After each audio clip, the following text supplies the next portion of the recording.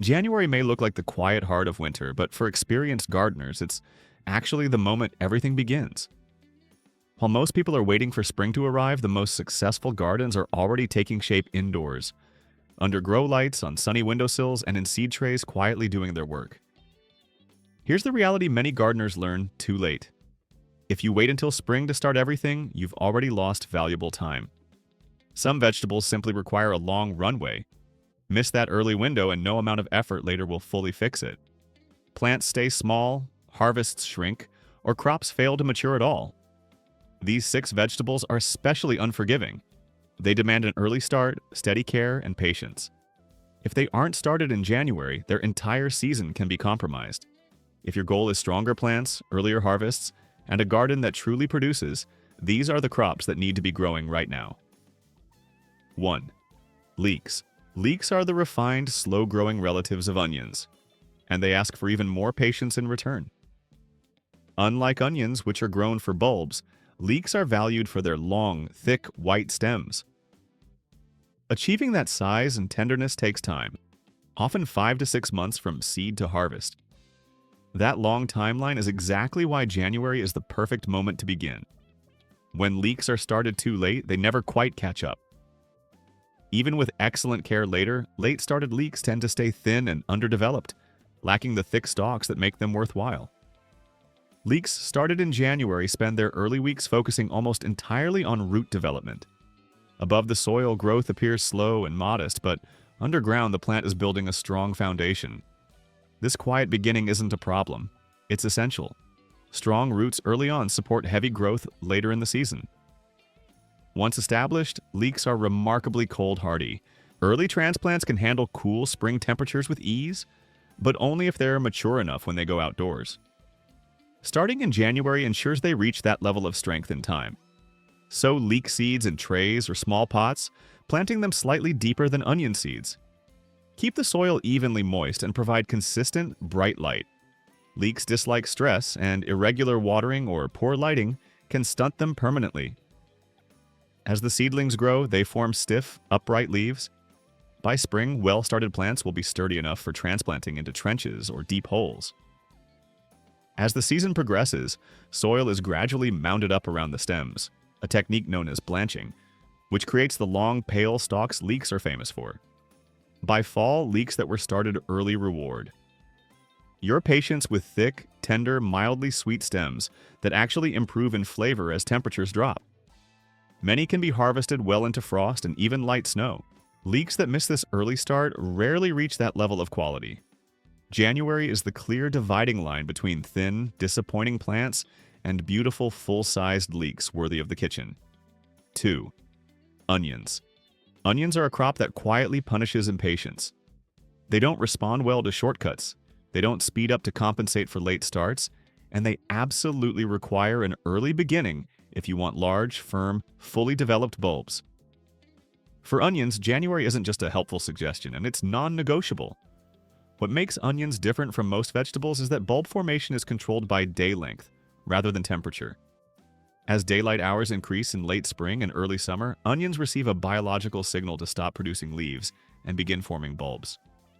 If the plant is still small when that signal arrives, the outcome is locked in. Small bulbs, no matter how perfect the soil or how carefully you water afterward. That's why starting onions in January changes everything. Those extra weeks indoors allow plants to develop strong root systems and thick leaf bases long before they ever encounter outdoor conditions. Every leaf an onion grows early becomes a ring in the final bulb, so early growth directly translates into larger, denser onions at harvest. Growing onions from seed also unlocks far more options than planting store-bought sets.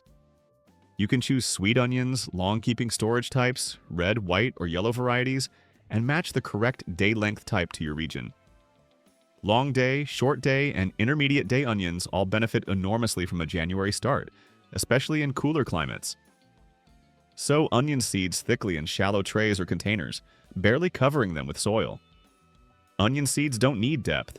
They need consistent moisture and bright, steady light. Within 1 to 2 weeks, fine, grass-like seedlings will emerge.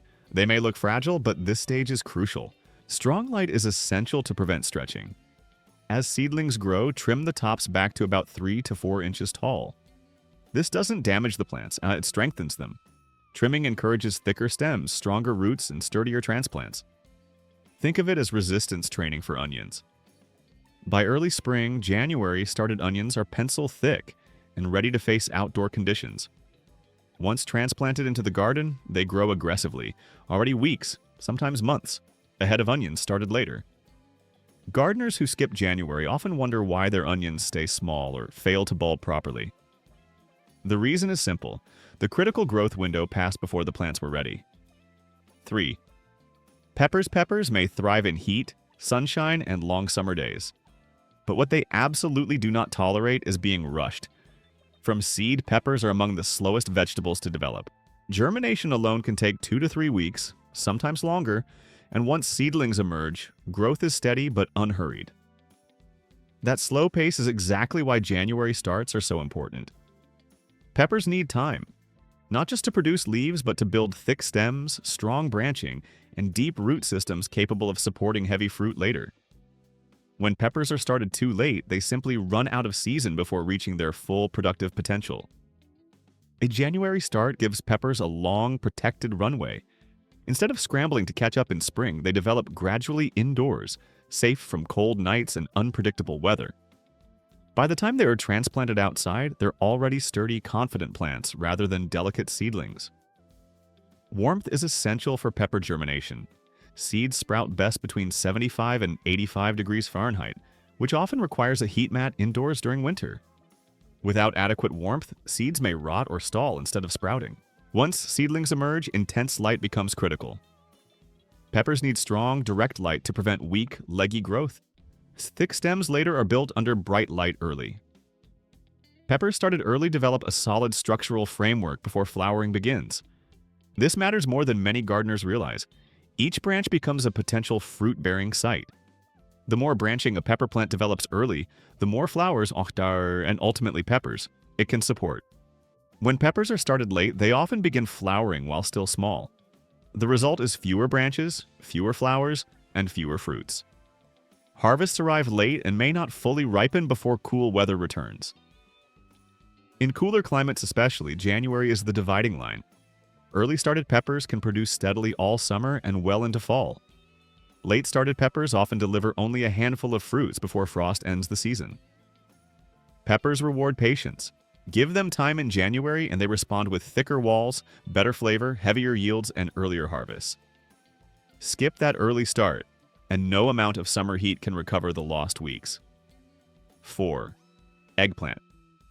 Eggplant follows the same fundamental rules as peppers, but with even greater demands and far less forgiveness. These plants need time, warmth, and stability, and if any of those are missing early on, they never truly catch up. From seed, eggplants are slow and deliberate. Germination can take several weeks, and once seedlings emerge, early growth focuses almost entirely on root development rather than visible top growth. This quiet phase is essential.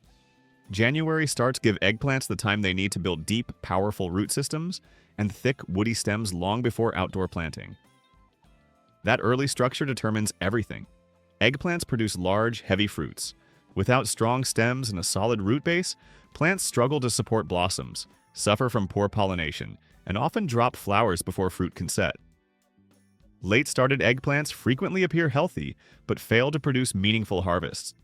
When eggplants are started in January, they enter spring already well-developed. Instead of stalling after transplanting, they accelerate. Warm soil and rising temperatures trigger rapid growth rather than transplant shock, allowing the plant to focus on flowering instead of survival.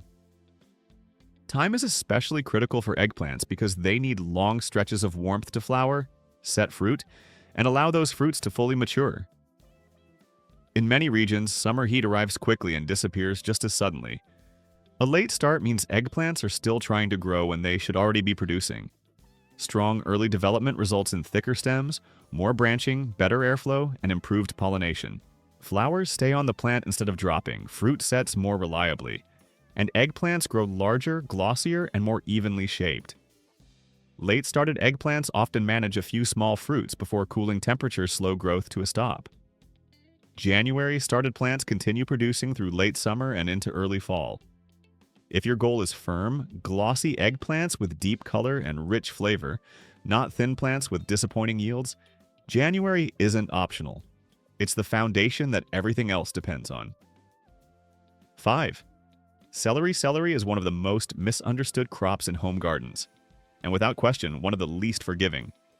Many gardeners assume it behaves like lettuce or herbs, expecting quick growth once it's planted.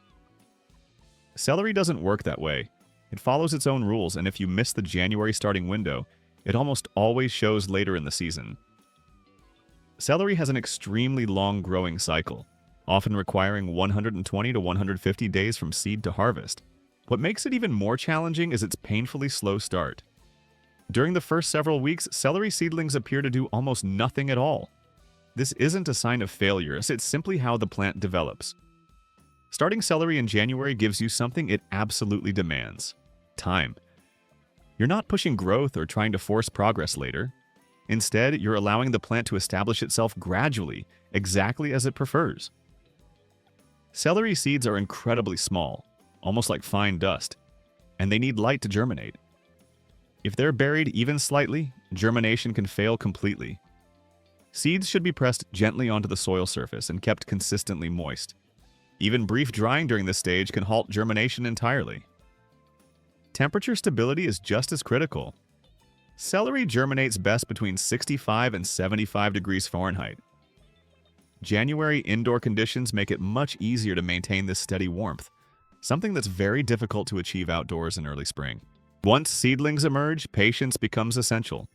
For weeks, growth above the soil remains minimal. Thin stems and tiny leaves inch upward at a frustrating pace.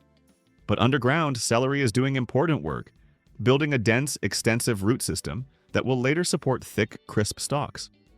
That unseen development determines the quality of the final harvest. Celery prefers cool weather but reacts poorly to stress. Heat, inconsistent watering, drought, and sudden temperature changes all take a toll. When stressed, celery turns bitter, hollow, and stringy.